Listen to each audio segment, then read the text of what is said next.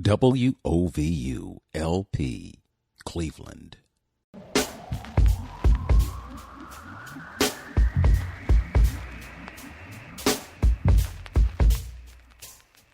This is Open Door with Vince Robinson. In-depth conversations with people who are making a difference in the lives of others here and around the world. Culture is at the heart of who you are. Know your culture, find yourself on Open Door with Vince Robinson.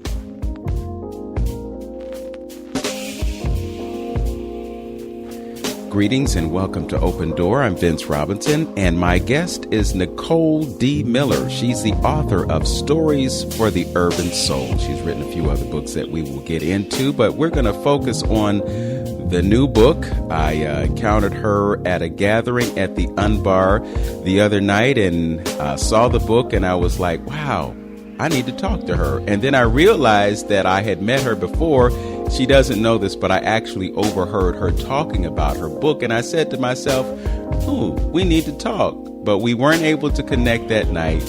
And then the other night at the Unbar, we connected. So welcome to Open Door, Nicole. Thank you so much, Jen. All right. So let's get to it. The book, Stories for the Urban Soul. What was the inspiration for it?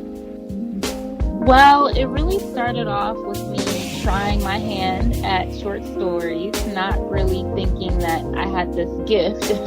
I really just wanted an outlet to release creatively what was really important to me, which are two aspects of my life. One, my faith and spirituality, and two, Black culture.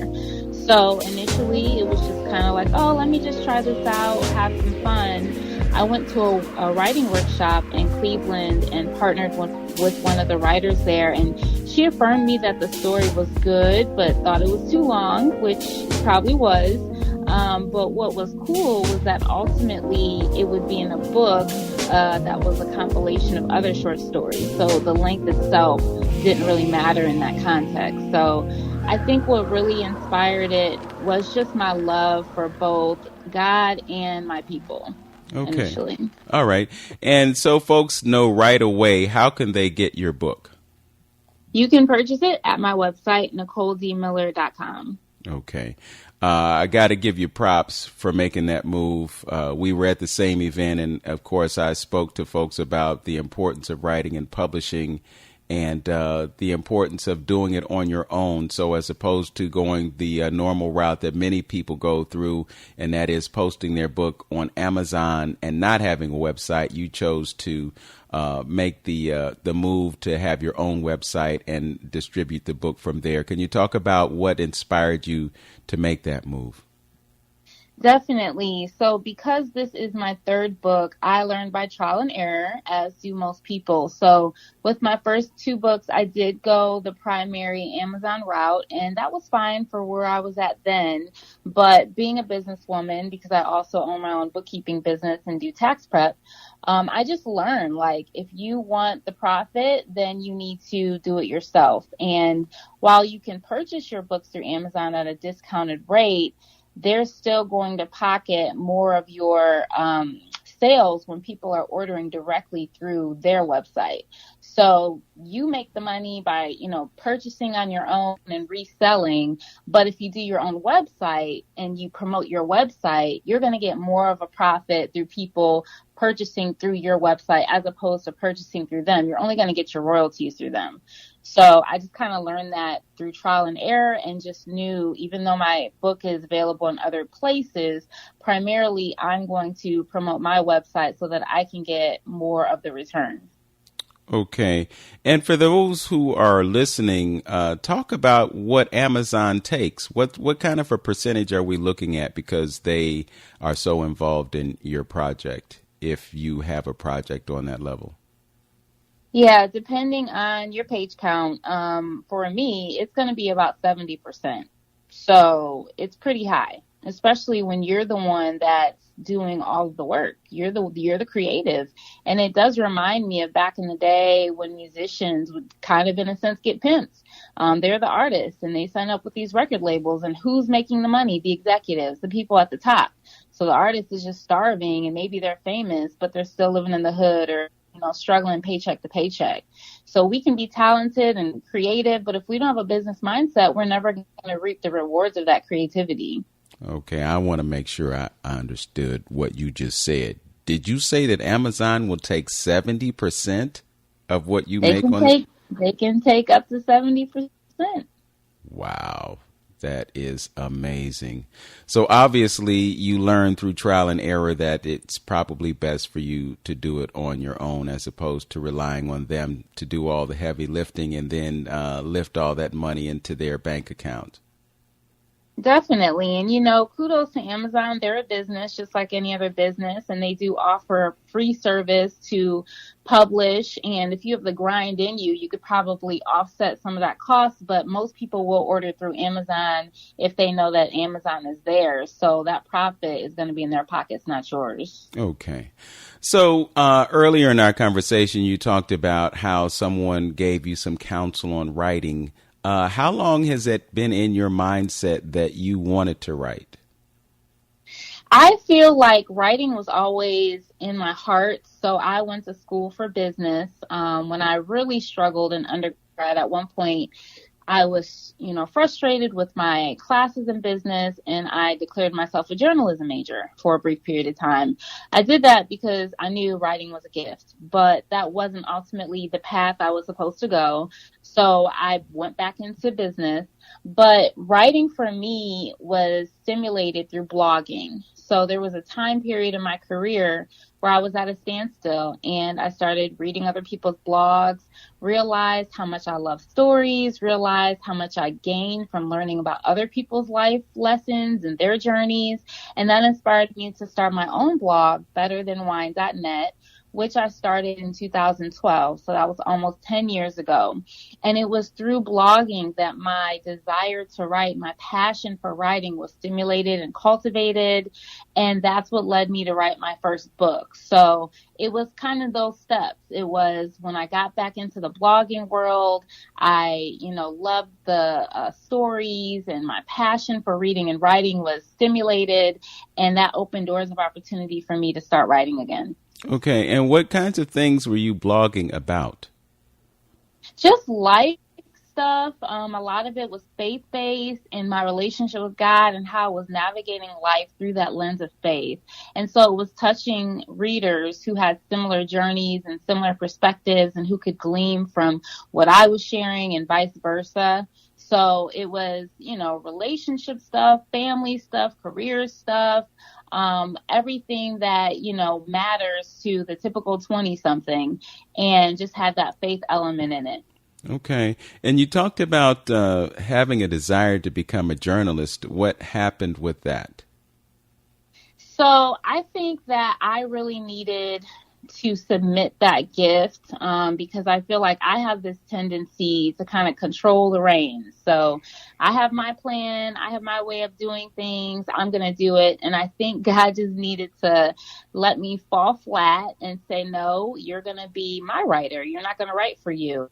And so being a journalist major didn't sit well in my heart at the time. I didn't have peace about it. So I went back into business. And like I said, it wasn't until I was at this standstill in my career that I began writing again. But writing came out of such a place of quietness that I couldn't take credit for it. I couldn't take credit for these books, for the blog, for the success I received, the doors that are opening, because I knew my agenda was business. My agenda was this plan that I had, and the writing came out of the stillness. It came unexpectedly.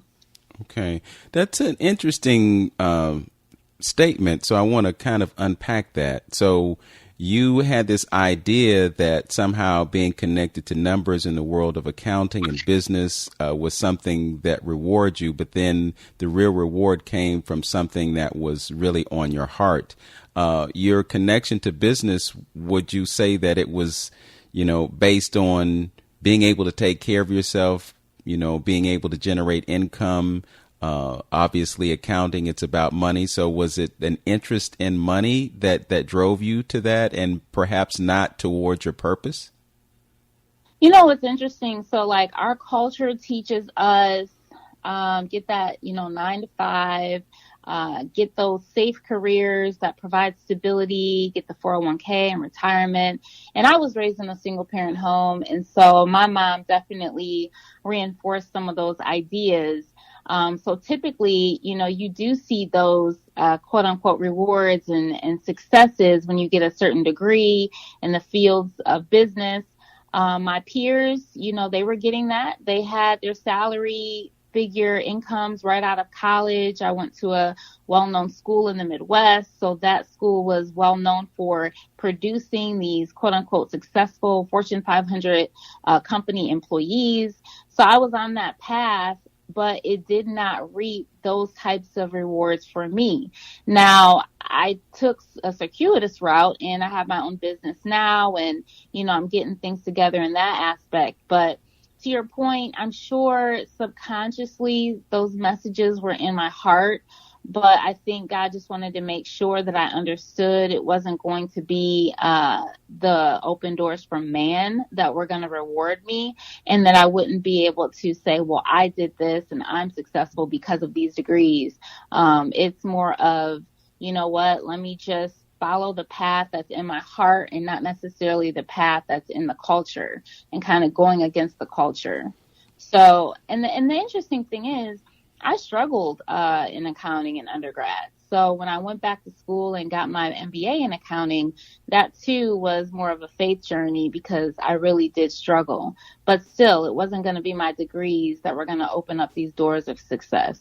Okay. And talk about the schools that you went to. I know you said prominent Midwest school and everything, but folks want to know, where'd you go to school, Nicole? Yeah, I did my undergrad at Miami University. They're located in Oxford, so not to be confused with the University of Miami in Florida. So Miami University is a pretty well-known school here in the Midwest. And then I did my MBA at Baldwin-Wallace, which is not too far from here. It's in Berea. Right, Cleveland's backyard. And an MBA is not a lightweight undertaking. Can you describe what the experience was going through that coursework? I know you probably had to take statistics, and most people that I know can't stand statistics. What was that experience like for you? Yeah, so my graduate school experience was actually smoother than my undergrad experience. I took statistics in undergrad, and that's probably why I didn't have to take it again. I do remember it was a difficult course, but I did excel in that particular course. But at BW, I feel like it was just a great season. I was working full time. I didn't have children, so I just had the attention span and discipline in that season. So I would work full time, and then I would go and take my classes in the evening. I also was an avid runner, and I was training for a half marathon at that point. So my days were pretty packed. I would work, go to school, and run and train. But the classes themselves were, I don't remember them being crazy. I just think it was this time and season was right for me to learn and to grow. And I took 2 at a time, so it wasn't like a full course load to where I was overly, doing it. It was 2 a semester, even throughout the summer, and then I was able to finish in about 2.5 years. Okay. You're listening to Open Door on 95.9 FM with Vince Robinson and my guest, Nicole D. Miller. She is the author of Stories for the Urban Soul. We're going to talk about that book, and we're also going to talk about her first book when we return. This is Open Door on 95.9 FM, WOVU, a Burton Bell Carr community radio station. We'll be right back. Are you a renter in Cleveland and facing eviction? WOVU 95.9 FM, the United Way of Greater Cleveland, and the Legal Aid Society wants you to know that you have rights. Certain Cleveland families have the right to an attorney in eviction cases. If you rent your home in Cleveland, have any kids living in that home, and meet low-income guidelines, free help is available. If you think you qualify, contact Legal Aid immediately at 216-687-1900. That's 216-687-1900. You can also apply by dialing 211 on your phone. After a quick screening, you'll know if you can get a lawyer's help for free. Learn more at freeevictionhelp.org. That's freeevictionhelp.org. This message is brought to you by the Legal Aid Society of Cleveland, the United Way of Greater Cleveland, and WOVU 95.9 FM, Our Voices United, a Burton Bell Carr community radio station.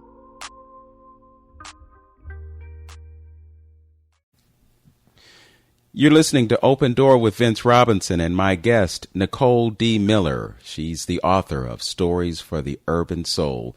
Before we took the break, we were talking about her education. She got her master's in business administration from Baldwin Wallace University, and she also received a degree from Miami University in Oxford, Ohio. Welcome back to the show, Nicole. Thank you. All right. So we were talking in the first segment about the fact that you have written 3 books. You had kind of a career as a blogger, so to speak, and then something inspired you to write your very first book. Tell us about that book and what the genesis of it was. Yeah, so Stories for the Urban Soul is a compilation of short stories and what they call novellas, which are basically just short novels. And I also have some poetry sprinkled in. One of the motivators, I think, for this story was a very close relative passed away for me in my life. And when that happened, I just couldn't handle like heavy literature. So I started reading fiction and I started gravitating towards fiction, and it was such a joy and a place of escape. So when it came time for me to write, I wanted to provide that experience for other people, and I wanted specifically to provide it for people who looked like us, for the Black community. I wanted them to have something that was relatable. And so one of my influences was like Chicken Soup for the Soul. And so this would kind of be that, and it would be sharing these Black characters who were going through these everyday life experiences, but were experiencing a faith, increase in faith. They were experiencing friendship and love and hope and comfort and joy in the midst of their circumstances. So I wanted something that was uplifting to our people. I wanted it to be relatable. I wanted them to have a deeper encounter with the spirituality that I had experienced. And I just wanted them to have what is offered in these other communities. Okay. So when you look at journalism and you look at writing fiction, you're looking at 2 disparate types of subject matter, you know, journalism being based in fact, and then the fiction, of course, not being fact. But I'm just wondering, as a writer, how much of real life finds its way into your writing, and how do you, pursue dialogue and inventing characters and all of that create the stories that come alive through your narration? A lot of it for me is free writing. I know a lot of, novelists and writers would recommend doing an outline, which I'm not against. But I think because my personality is more controlling in a sense and just more type A, I like to just free flow. I don't want my consciousness to hinder what's in my heart. And so for me, I will just start with a person and an action word and a setting and just go from there. So the beauty in fiction is that it is more freeing, right? So with journalism, you're gathering your data, you're doing your interviews, and I've done a few interviews myself, and done my nonfiction books, which are more like teaching and structured and all of that. But there's just like a freedom and a joy that occurs with creative writing. And then you have this knack for including truth, but it's just the way that it's included. It may not be so direct.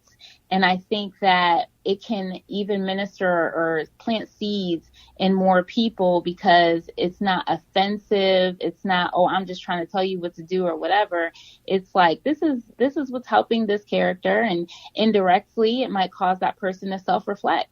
It may not have self-reflection questions listed like it does in my first book, which is nonfiction, but it might cause those people to identify with these characters and cause them to see the actions and behaviors that the characters took and say, well, maybe I should try that. It's interesting. I read some of the writing on your website, and I was really intrigued by it. And then I'm just wondering if, based on your spiritual revelations and connections, if you see this as a ministry of sorts. I definitely do. I think that's just my identity. That's just who I am. Because of the spiritual experiences I've had since my youth, I definitely have a desire for others to have similar experiences, or those who want to evolve in their faith. I want to help them get there. And I think this is just another means to creatively do that. Okay. So you mentioned two other books, and the first one I think was a fact-based book. It wasn't fiction. It was nonfiction. So talk about that book and what inspired you to write it and what you hope to accomplish by putting it out there. Yeah, so my very first book is How to Overcome Heartbreak, Recovering from Misguided Love. That book was named after the same blog post that I posted on my site back in 2013, I think. And when I wrote that blog post, it was the most reviewed blog post. I think it still is to this day. People commented, they emailed me. It resonated with so many people with a similar experience of having a breakup that was just devastating, and how am I going to make it through this?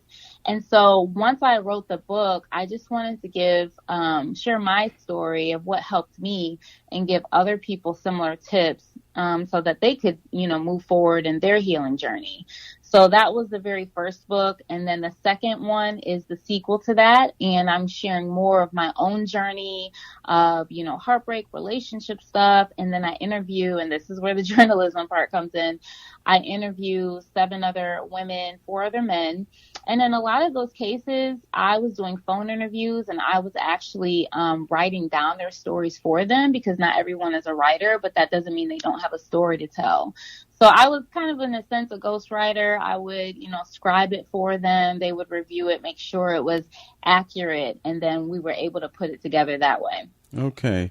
So I got to ask the question, because I'm assuming it was a brother. It's neither here nor there if he was or not. So funny. So what does this brother do to instigate the cathartic process that resulted in your very first book? Oh yeah, that's a heavy question. We were like really young, right? So I was a teenager. I think I was like 17, 18 when we first started dating. And puppy love, your first love, you're all in, no boundaries, no holds bar. And so we were both like that. But I went away to school. And so in hindsight, I could see like, okay, that helped, helped me form my own identity outside of that relationship. But so we were doing a long distance thing, and we hung in there for about a good 3 years. We were very serious, very committed. We were engaged. So the plan was to get married after college. But my junior year, he cheated on me. And it was such a mind-blowing thing, even though that, happens a lot. I think it was mind-blowing to all those who knew us, because we were so committed and we were so young. So that just kind of took me for a whirlwind, just blindsided me. And it was a game changer. It was a game changer because my identity and my destiny was so wrapped up in him. And so I was, thinking that my future is this man. My future is his career. Everything is about him. But once that ended, it propelled me deeper into my faith and helped me learn my identity and destiny was outside of that relationship. Interesting. So interesting. So your junior year, you said he kind of stepped out on you. And so after that happened, then you kind of reevaluated things and decided to take it into another direction. You engaged in the catharsis that came from writing, and then you did a part 2. I did. And, I'm brushing over some things. It wasn't as smooth cut like that. And I talk about this in the very first book. We entered into a gray period. We were still connecting, even though I wasn't committing. So it wasn't like I was just able to cut him off. So there was definitely a process that was involved. However, ultimately, I did let that go. And then focus more on my own story, and writing was definitely a part of that. The second book came out of another breakup, and it was much later. It's probably about it was only a couple of years later from the first book, but it was definitely 7 or 8 years from the first breakup, because the first book didn't happen for a while. It was probably 7 or 8 years from that breakup. So anyways, the second book was reflecting on a new breakup and what I had learned from the first breakup, and just new lessons of, walking out this experience of trying to find the right person and relating to other people who had other stories too. Okay. So moving forward to the third book, I noticed that you decided to publish it as a hardcover book. Why did you make that decision? I think it was just what the book means to me. It's pretty voluminous, so it's over 400 pages. And I feel like it's still a good read. You don't want it to end, which is why it's that long. Plus it's got some poetry in there. It's got details of the characters at the end. So it's just filled with a lot, and it's got something in there for everyone. And I just felt like the hardback cover gave it that feel of, soothing and calming. And you just kind of want to curl up with a mug of coffee and, sitting next to, maybe Michelle Obama's Becoming on your bookshelf. So I just kind of put it in that area of, this is that book that you definitely want to last. The hardcover binding is lasting as well. But I just think it's the feel of it that I wanted to portray what type of book this is. It's definitely the warm and fuzzies and soothing and comforting. Okay. Well, I'm sitting here looking at the cover of it, and a few things are kind of resonating with me right now. One is just the understanding and the realization that the most prolific readers in America are Black women. And I think probably the most voracious consumers of books are also Black women. So I'm looking at this cover, and it looks like some feet. Somebody is, it looks like they in the bathroom, in the bathtub, and they got their feet up and the toes are painted and all pretty and everything. But this is a book that screams to Black women, buy me because you can relate. Yeah. Yeah, I agree. The cover was definitely in my heart because that's me. The bubble bath, the candles, the music, the book, like that is my thing. And I think it offers healing, hope, strength, encouragement, and Black women definitely need that. Not to say that no one else does, but I resonate with it. I come from a long line of strong Black women. Growing up, my grandmother was one of my biggest influencers. She had me reading at a very young age. I was reading adult novels with her as a child.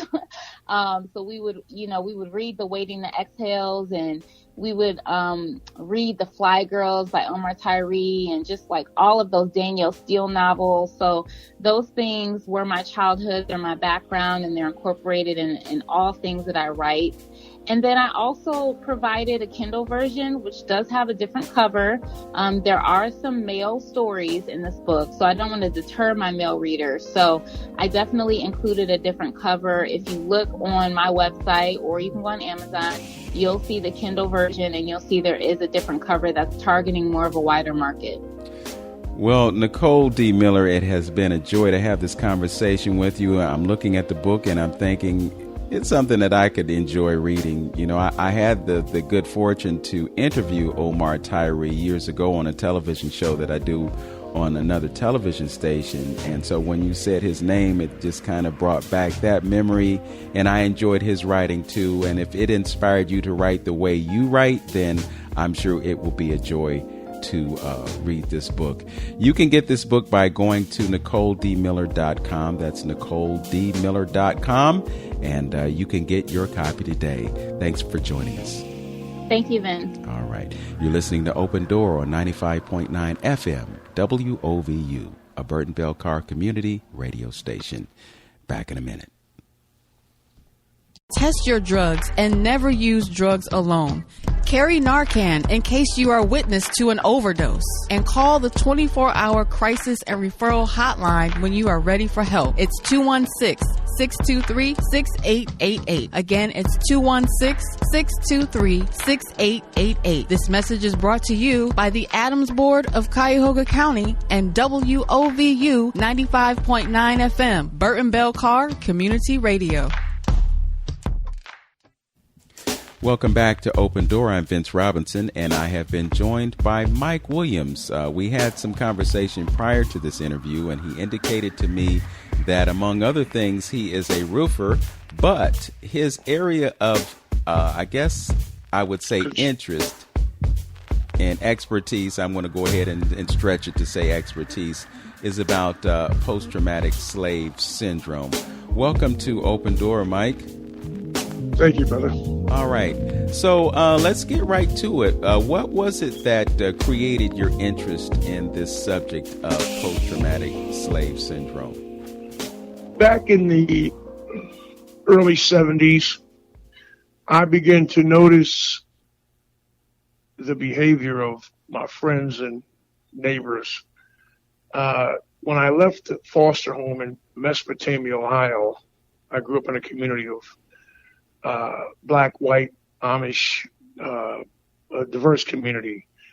And subsequently, I left that community and moved to 93rd and Huff.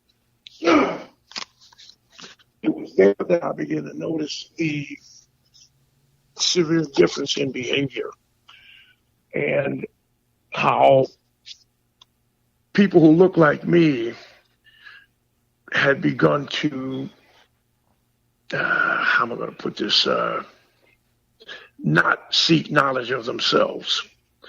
And everything that most of what my people did was based on the physical side of life. Does it taste good? Does it look good?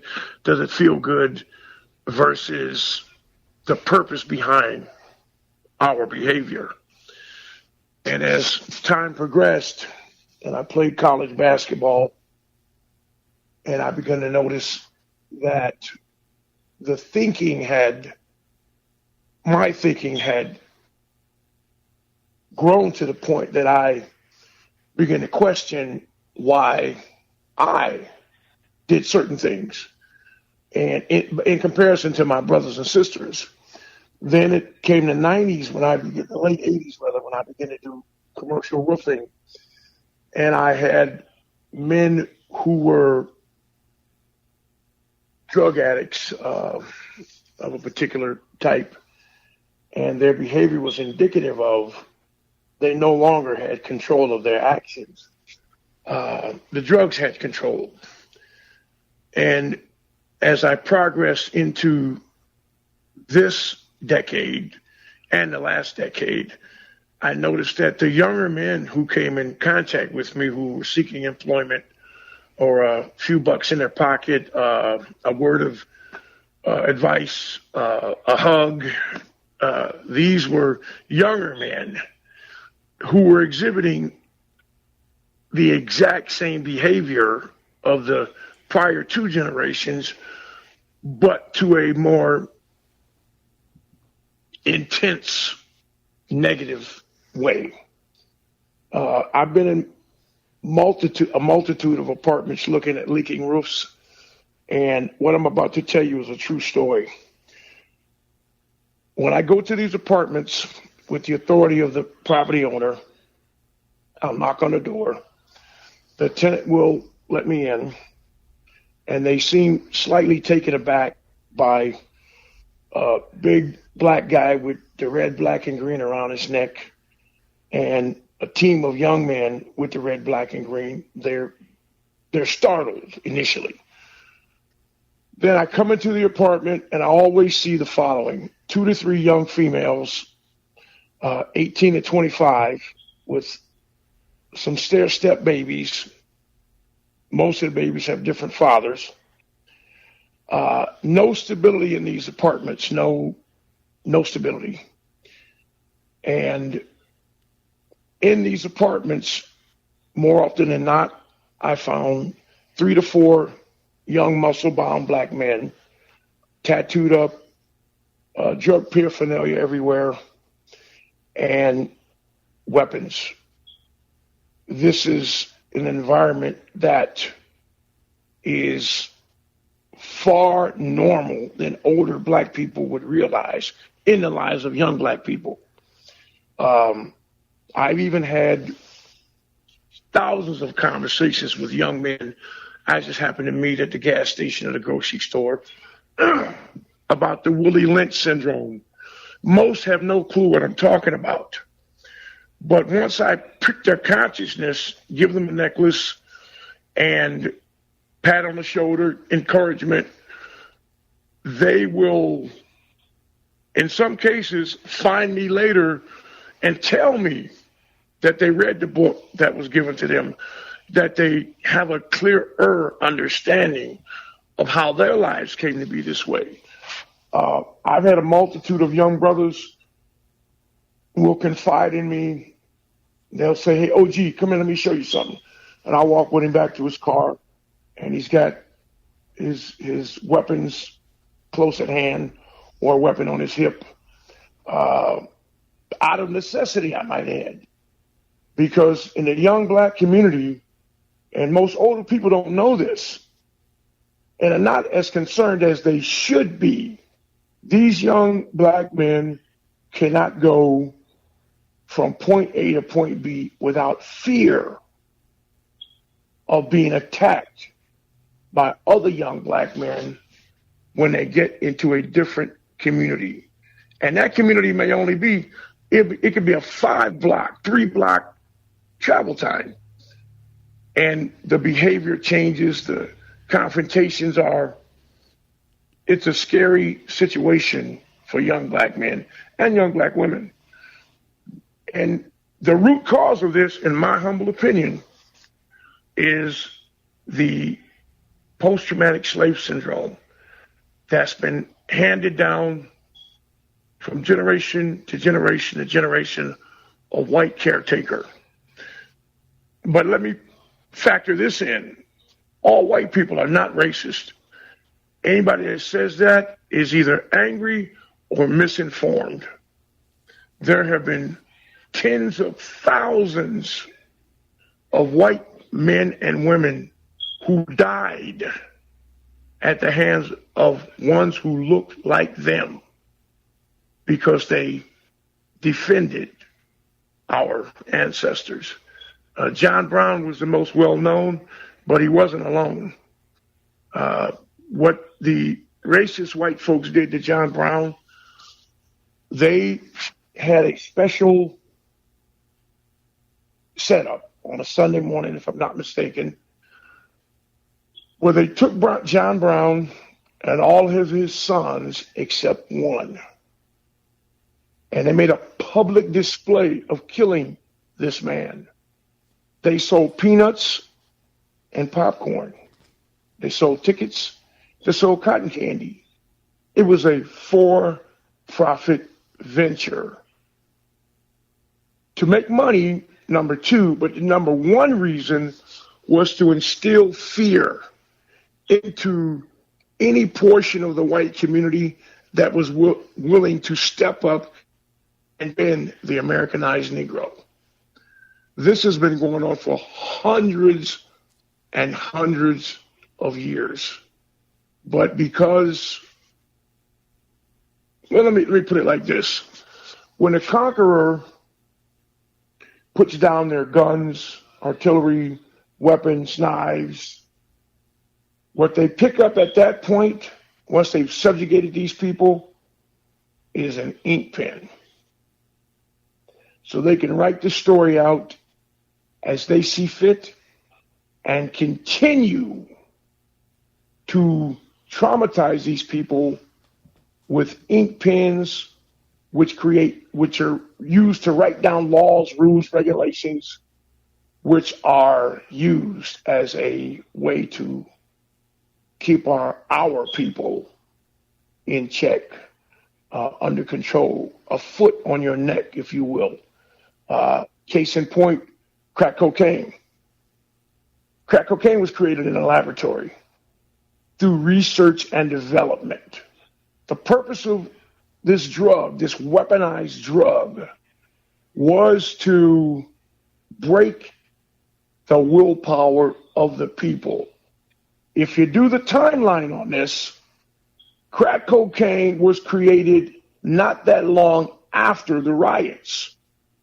Because if you have the willpower to take to the streets protest and riot in some cases, which I understand, but I don't agree with destroying people's property and killing people. I don't agree with that, but I understand.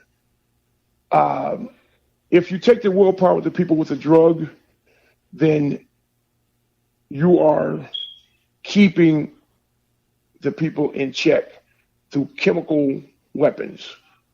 And you combine that with social programs. Once again, we're back to the ink pen.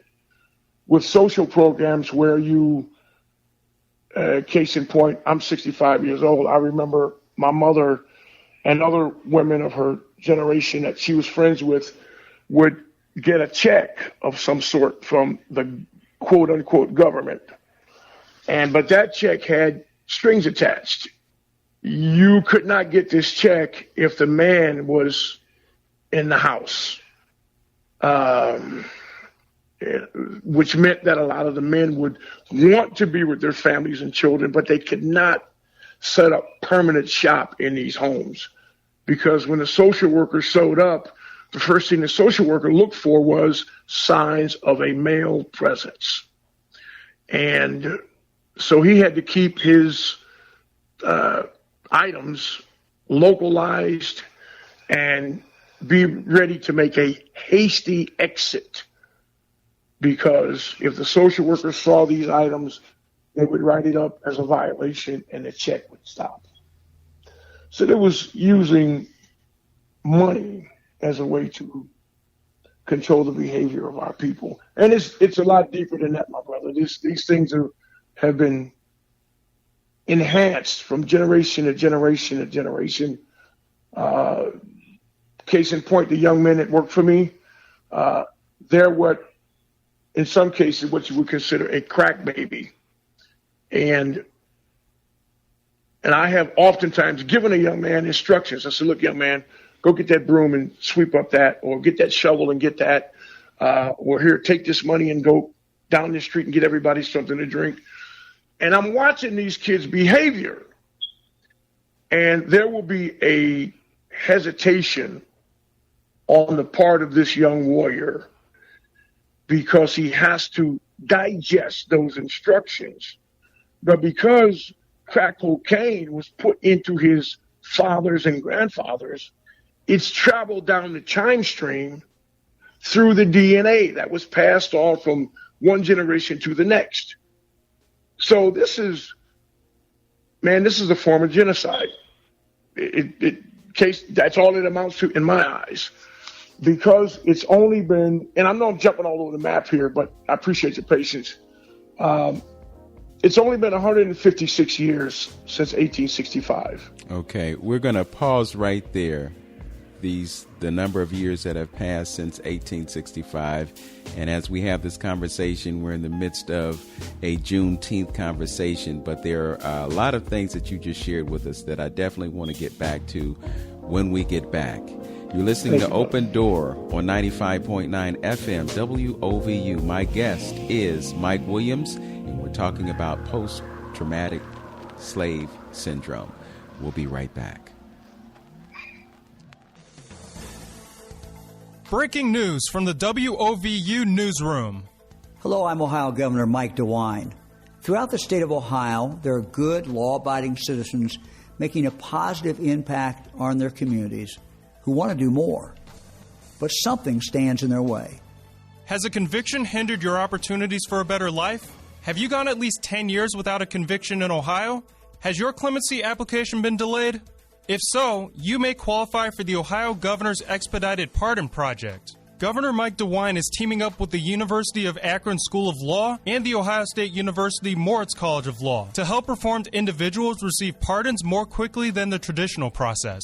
You can find more information about the project and learn how to submit a free application at ohioexpeditedpardon.org or governor.ohio.gov. To qualify, you must not have any disqualifying offenses, have no convictions, or serve time within the last 10 years, excluding minor traffic violations, made efforts to satisfy requirements of sentencing, a history of volunteering or community service, and a work history or reasonable circumstances for being unemployed. Don't wait to take control of your life. Governor DeWine encourages you to apply for the Expedited Pardon Project because he believes that a past conviction should not cost you forever. Once again, please visit ohioexpeditedpardon.org or governor.ohio.gov for more information on how to submit a free application. That again is ohioexpeditedpardon.org or governor.ohio.gov. My Expedited Pardon Project will benefit Ohioans who are living in the shadow of a long past and regretted mistake, giving them the opportunity to truly have a second chance to reach their full potential. This breaking news is from the WOVU Newsroom. Hi, this is Vince Robinson of Open Door inviting you to listen to this program and others on my YouTube podcast channel, where you can receive notifications, listen to past shows, and get alerts on future broadcasts. You can also find me on Facebook as Vince Robinson and follow Larchmere Arts as well as Instagram at vince.robinson. Now back to more of Open Door with my special guest, Mike Williams.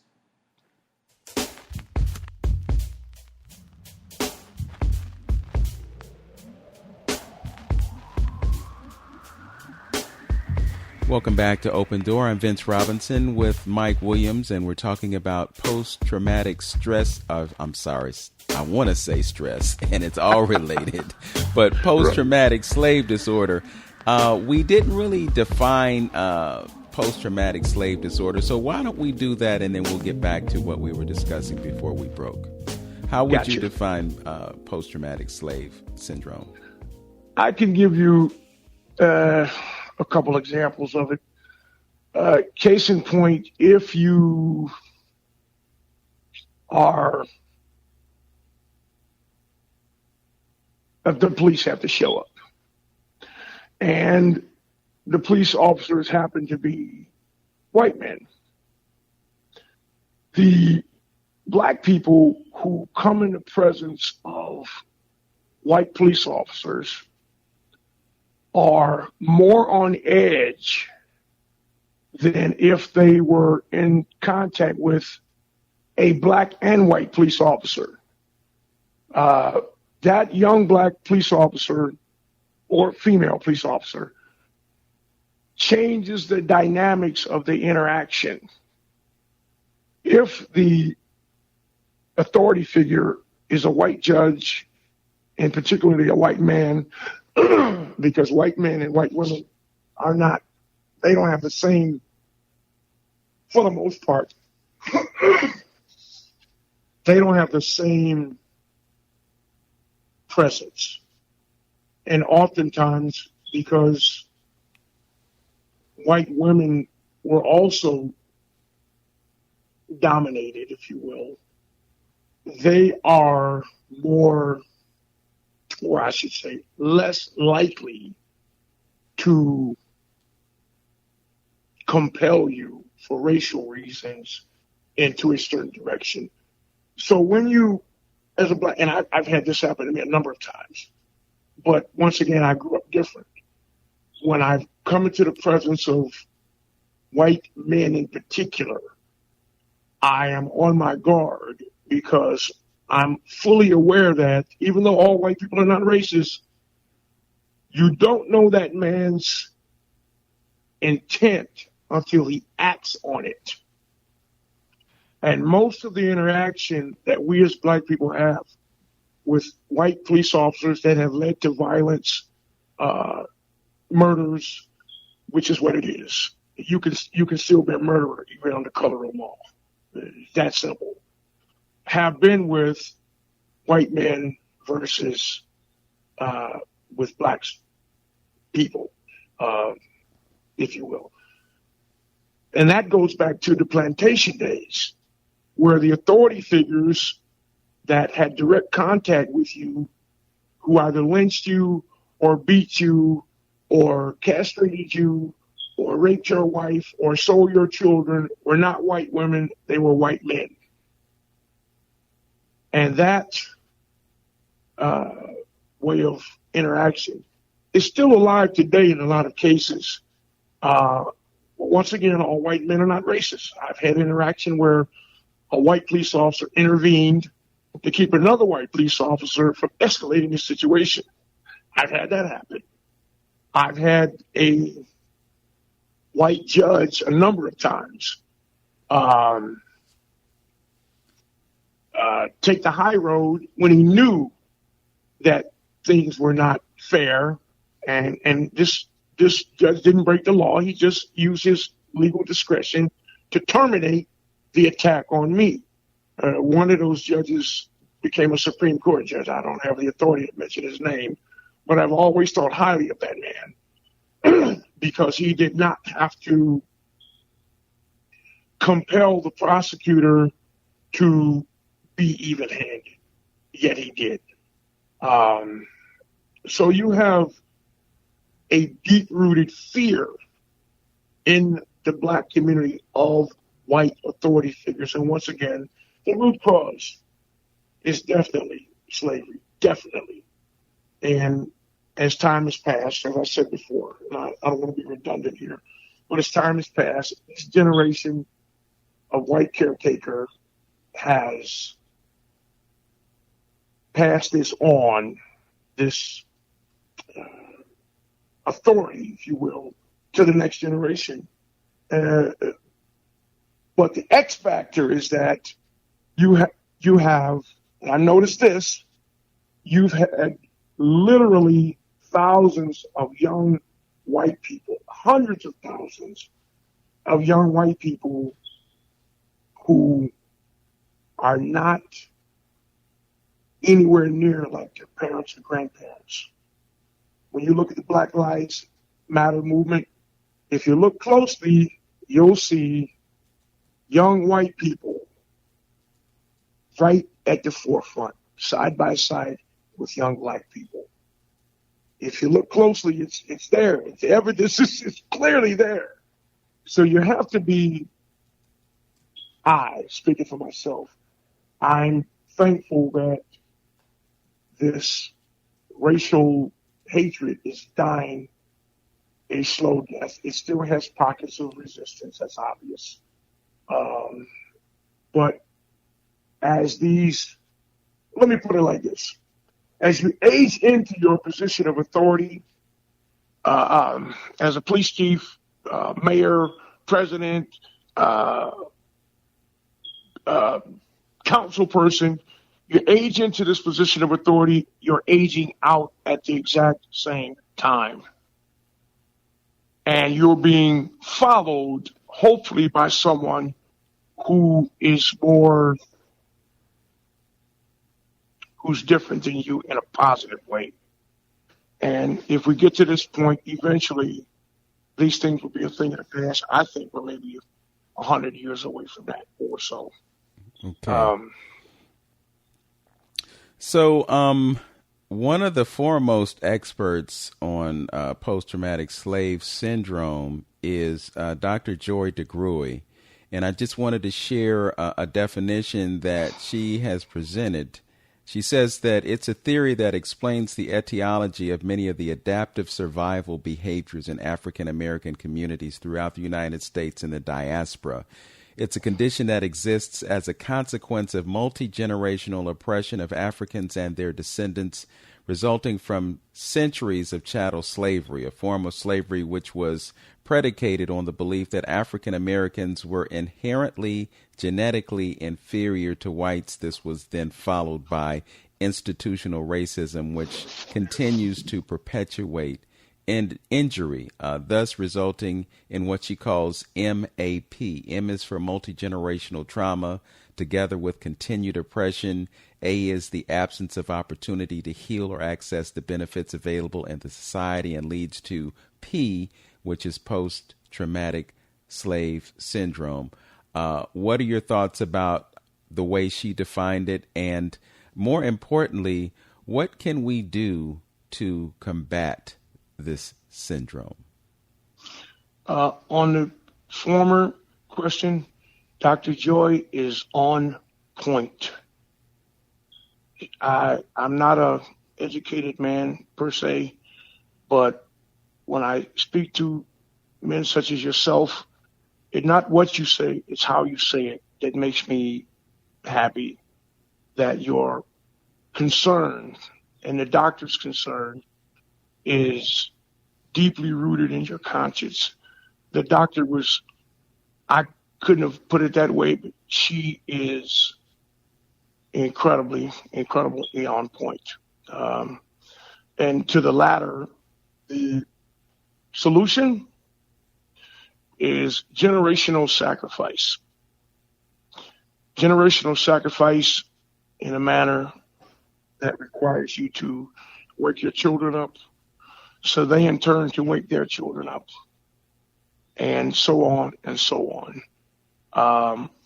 I've got a few friends that have, the one friend of mine, he and his wife, they want to open the church up and come and have dinner for the guys, for the kids, and give them free food and pray the problem away. But the problem with that is that you are putting these children, you're only dealing with these children in a safe environment, in a church, meeting hall, or in a venue where it's well lit and it's broad daylight and you're in your comfort zone. But that's a small part of the solution. You have to help these children where you find them. I've got 4 young men that work for me now are from Garden Valley and a couple from King Kennedy. Now, those are 2 different communities. So the behavior is different. The behavior is vastly different in its own way from one community to the next. So when I deal with these kids, I have to, case in point, I had 2 Garden Valley kids first, the 3 Garden Valley kids first. They knew of the 2 kids from King Kennedy. So when I introduced them, they looked at each other and they were hesitant to be in close proximity to the other guy because of some street stuff that probably happened. But what you have to do, once again, is to be the old bull elephant in the room and provide small things that can break the cycle from one tribe to the next, such as, let's break bread together. Let's sit down and eat a good meal. The King Kennedy guys, the Garden Valley guys, everybody's got the red, black, and green necklace on. We're talking about the Willie Lynch syndrome. Our bellies are full. And we got an environment where we don't need guns. We don't need knives. At the end of this interaction, we're going to have fresh cash in our pocket. And now we've created a bond with the other tribe. And we come to work the next day, we'll strengthen that bond, and so on and so on and so on. But that initial interaction is where the danger lies. Some old person has to be the catalyst and not be afraid to get right in the damn fight in a peaceful manner to connect these children to each other. Okay. Go ahead, I'm listening. Yeah, so I guess what I'm hearing you say is that there is a place for intergenerational bonding to break down some of the walls that exist between us in different communities. You got one set and you got another set, and they enemize each other. I think what really has to happen is, first of all, they have to stop seeing each other as the enemy. They also have to understand the enemy that is within themselves, because that enemy is something that creates self-hatred, which results in the violence towards others who have similar skin, who have similar backgrounds. This is a deeply complicated issue, and I'm glad that we were able to have some conversation about it today. Mike Williams, thanks for joining me on Open Door. Brother, let me leave you with this. You are a heavy brother, and it was a blessing to meet you and interact with you, my brother. So let's keep it moving, and I love you dearly. I thank you for that. And I thank those of you who are listening to this great conversation on 95.9 FM WOVU. Know yourself, love yourself, be yourself, make today your best day. Peace. Peace and blessings. Thank you, brother.